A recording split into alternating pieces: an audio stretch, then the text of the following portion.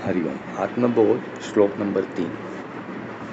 अविरोधितया कर्म नाविद्यां विनिवर्तयेत् विद्या विद्यां निहन्त्येव तेजस्तिमिरसंघवत्।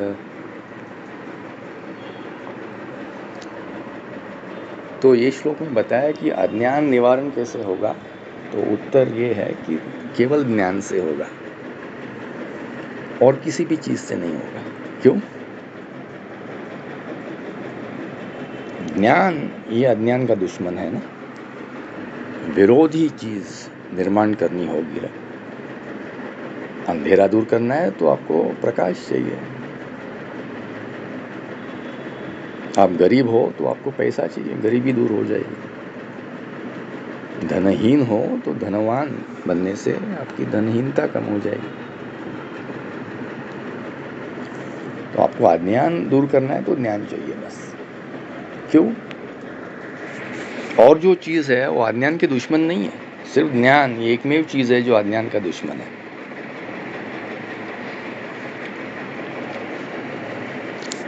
जो अज्ञान के फ्रेंड्स है वो अज्ञान को कैसे निकालेंगे? जो उनके मित्र है वो क्या आपके मित्र को भगाएंगे? नहीं।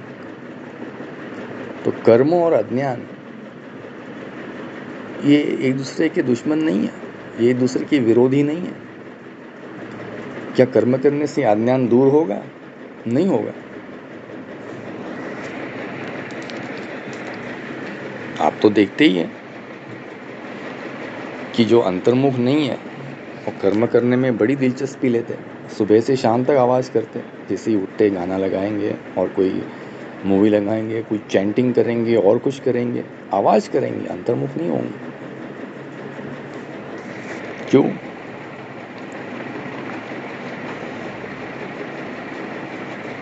वो नहीं खोजना चाहते, वो औकात उन्होंने नहीं प्राप्त की है।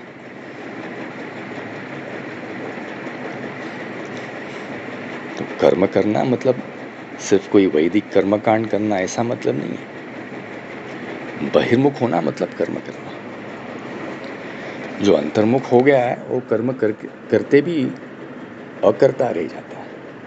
तो और एक टॉपिक हो गया, हाउ इज एक्शनलेसनेस अचीव्ड। अकर्ता कैसे बनोगे? अकर्ता मतलब एक जगह बैठना हाथ पांव बांध के, ऐसा नहीं। मैं करता नहीं हूं ये ज्ञान से, इसका पूरा ज्ञान से मैं अकर्ता बनूंगा।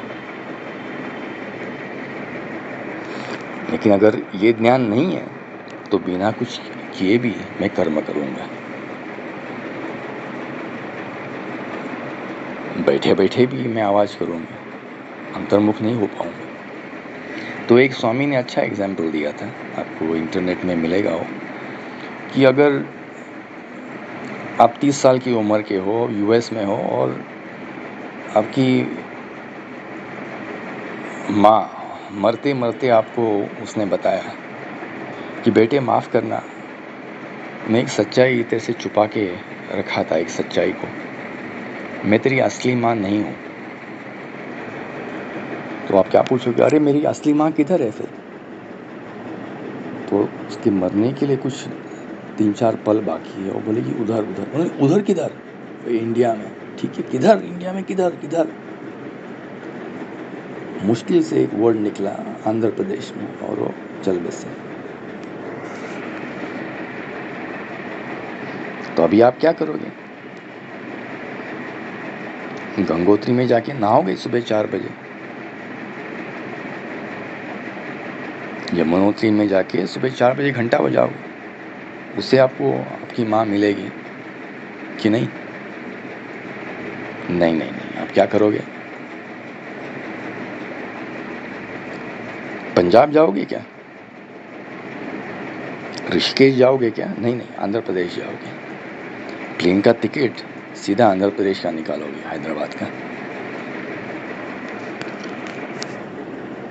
और आपके कोई अंकल, रिश्तेदार या कोई मित्र, कोई भी हो, कोई भी एक धागा चाहिए आपको रेफरेंस का, उसके पास पहुँचोगे, बोले कि यार आपको कुछ पता है क्या इस चीज़ के बारे में? मेरे माँ ने तो ये बताया। अंकल बोलेंगे माफ़ करना, मुझे कुछ पता नहीं। एक मित्र शायद आपको बताएगा, ठीक है मैं भी कुछ इसमें इन्वॉल्व नहीं होना चाहता हूँ, लेकिन तिरुचि गांव में तू चले जा, वहाँ शायद तेरी कोई सहायता करे। तिरुचि गांव में गए, वहाँ भी कोई बताने तैयार नहीं। आपको थोड़ी खबर मिली रहेगी कि वो ठीक है मेरी माँ बहुत गरीब थी, उसने बेच डाला था मुझे, एडॉप्शन के लिए, पैसे के लिए बेच डाला था, तो वो आपसे मिलना भी नहीं चाहती है। वो बोले नहीं नहीं, मैंने तो माफ़ कर दिया कभी का, वो मेरी असली माँ है, मुझे देखना है उसको, नहीं तो मैं नहीं जी पाऊंगा शांति से। तो शायद 10 में से एक को दया आ जाए और बोले कि ठीक है तेरी माँ अभी भी गरीब है, वो देख पेड़ के नीचे बैठी है, जो पागल औरत है वो तेरी माँ है। तो आप यूएस से निकल के कहाँ, न्यूयॉर्क से जो निकले और तिरुचि में पहुंच गए,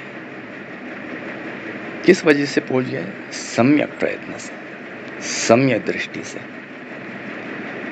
इससे आपको सम्यक ज्ञान हो गया। सम्यक मतलब द राइट, द एग्जैक्ट। सम्यक का और भी अर्थ है कि पूरा, लेकिन जो राइट चीज़ है वही आपको एक कॉम्प्रिहेंसिव पूर्णत्व पे लेके जाएगा। तो बुद्ध ने 8 सम्यक चीज़ बताई, ये 3 मेन चीज़ आ जाती है, सम्यक ज्ञान, सम्यक प्रयत्न, सम्यक दृष्टि। जैन धर्म में सम्यक चारित्र्य भी आ जाता है, लेकिन सम्यक का और बुद्ध का जो अर्थ है वो द राइट। और इससे मैं ये अपने कॉन्टेक्स्ट में ये अर्थ जाना बराबर है। ऐसे तो सम्यक को पूरा इस तरीके से भी माना गया। तो ये आपको अक्ल कैसी है?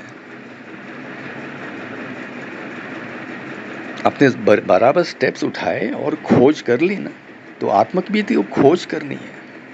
Who am I? Self inquiry, जो रमना महर्षि ने कहा है। तो आत्मा की खोज करनी है, कैसे? सम्यक प्रयत्न से, बेवकूफ़ी से नहीं। किसी सुपारी पे चंदन लगाओगे, इंद्र को बताओगे देखो इंद्र तू कितना शाना है, ठीक है अभी मुझे पैसा दे, वो क्या मूर्ख है? मैं इधर जाके नहाया ठंडे पानी में -30 में, तो उससे क्या होगा? आर्थराइटिस हो जाएगा, गैंग्रीन हो जाएगा। मूर्खता करने से क्या होगा? ज्ञान प्राप्ति होगी नहीं, कभी नहीं। तो सम्यक प्रयत्न से होगी। आत्मा किधर है? अंदर है, बाहर तो नहीं है, तो बाहर क्या खोज रहे हो? खोज से खजाना मिलेगा, जानने से खजाना मिलेगा, जानने से जान आएगी। वो जानना मृत्यु के परे ले जाएगा हमेशा के लिए। त्वमेव विदित्व अतिमृत्यु नेति नान्य पंथः विद्यते अयनाय।